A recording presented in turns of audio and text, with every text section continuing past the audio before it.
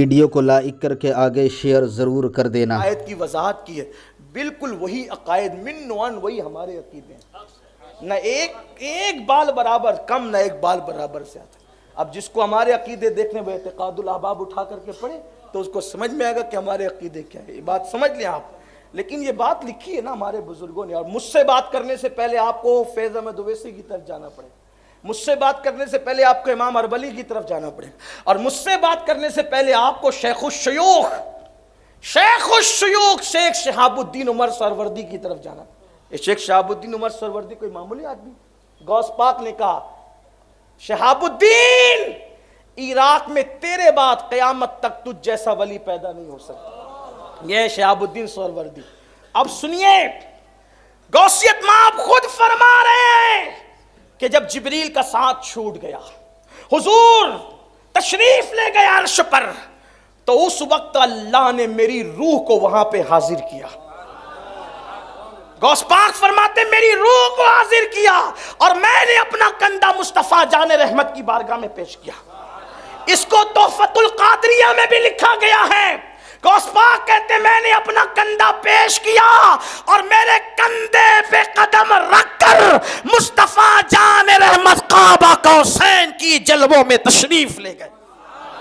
اسی لیے شیخ شہاب الدین عمر سہروردی کہتے ہیں کہ جب غوث پاک کی ولادت ہوئی تو رسول اللہ کا نقش قدم غوث پاک کی پشت پر موجود تھا۔ گویا یوں کہہ لے کہ یہ بھی چھٹی مناسبت ہے کہ رسول اللہ جب دنیا میں تشریف لائے تو مہر نبوت کے ساتھ تشریف لائے، اور جب غوث پاک دنیا میں تشریف لائے تو مہر ولایت کے ساتھ دنیا میں تشریف لائے۔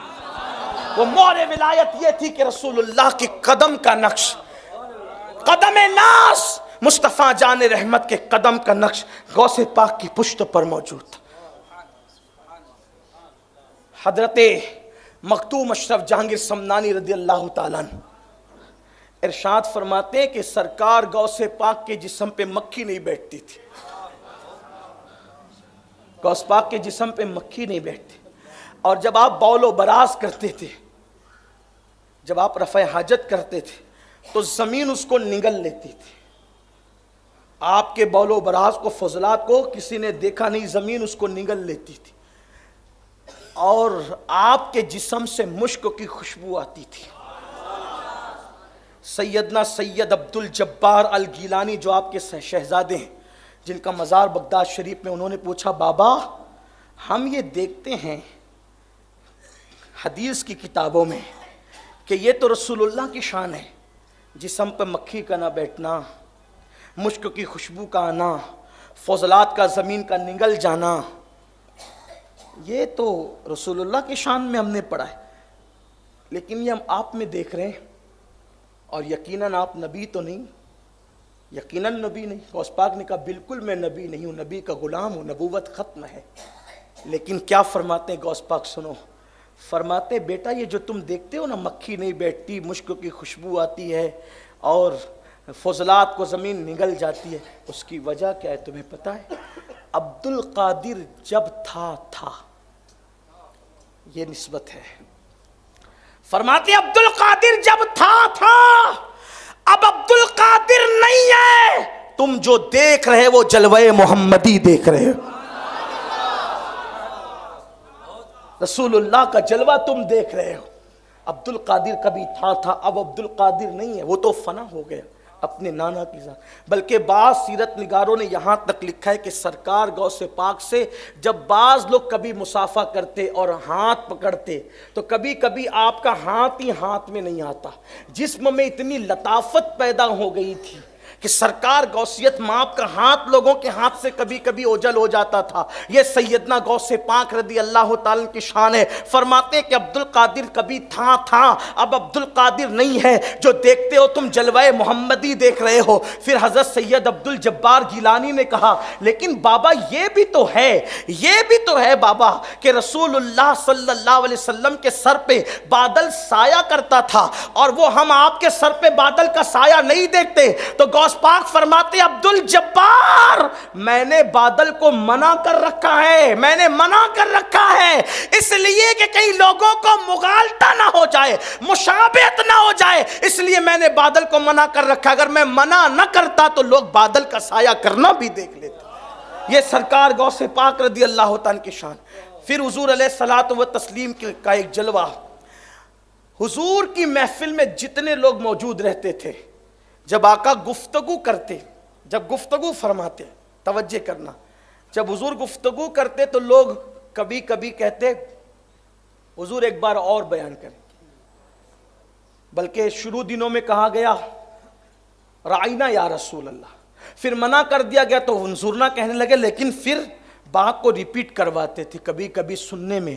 لیکن جب حضور خطبہ دیتے تھے، خطبہ، تو پہلا آدمی جو بیٹھ کر سنتا تھا وہی آخری آدمی بھی سنتا تھا۔ حضور کا جلوہ ہے یہ۔ اسی لیے حجۃ الوداع کے موقع پر 1,24,000 کم و بیش صحابہ کرام تھے، پہلا آدمی جو سن رہا تھا وہ آخری آدمی بھی سن رہا تھا۔ غوث پاک کی شان میں دیکھیں نسبت، اللہ نے غوث پاک کو یہ کرامت دی تھی کہ 70,000 کا مجمع ہوتا تھا، 70,000 کا پہلا آدمی جو سنتا تھا آخری آدمی وہی سنتا تھا۔ 400 لوگ قلم اور کاغذ لے کر بیٹھتے تھے غوث پاک کا خطاب لکھنے کے لیے، اور جب غوث پاک خطاب کرتے تھے تو غوث پاک کے بارے میں کچھ لوگوں نے مشہور کر دیا تھا کہ ان کو معاذ اللہ بہت علم نہیں ہے۔ سرکار غوثیت مآب کے بارے میں یہ بات کہی گئی کہ ان کو بہت علم نہیں ہے۔ ایک صاحب حضور غوث پاک کا امتحان لینے کے لیے آئے کہ غوث پاک اپنے بیان میں جو ہے کتنی قرآن کی آیت پڑھتے ہیں اور کتنا قرآن اور حدیث پیش کرتے ہیں، قرآن اور سنت کی کتنی بات کرتے ہیں۔ اللہ اکبر، آج بھی لوگ کہتے ہیں قرآن و سنت پیش کرو، حالانکہ قرآن و سنت تو علماء اہل سنت پیش ہی کرتے ہیں، لیکن کچھ لوگ کہتے ہیں اس دور میں بھی پروپیگنڈا تھا کہ غوث پاک کتنی قرآن کی آیتیں اپنے خطاب میں پیش کرتے ہیں۔ اور سرکار غوث پاک کے وعظ کا انداز یہ تھا، خطاب کا انداز یہ تھا، جب غوث پاک نے وعظ شروع کیا تو بغداد میں سب کی محفلیں سونی پڑ گئی۔ اس کی وجہ یہ تھی کہ جب غوث پاک نے اپنی زندگی کے 40 سال 45 سال حتیٰ کہ 50 سال کی عمر میں پہنچنے تک بھی باضابطہ طور پہ وعظ کا سلسلہ شروع نہیں کیا تھا، ایک دن فرماتے کہ میرے نانا جان مولائے کائنات کے ساتھ نعرہ تکبیر، نعرہ رسالت، نعرہ تکبیر، نعرہ رسالت، نعرہ حیدری، علماء اہل سنت، حضور استاذ العلماء، امیر سنی دعوت اسلامی، داعیہ کبیر، نعرہ تکبیر، نعرہ رسالت۔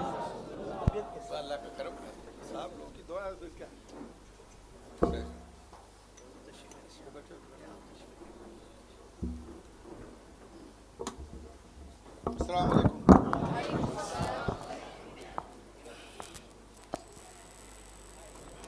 تشریف رکھیے، درود شریف پڑھیں، بس ختم کریں آپ تشریف۔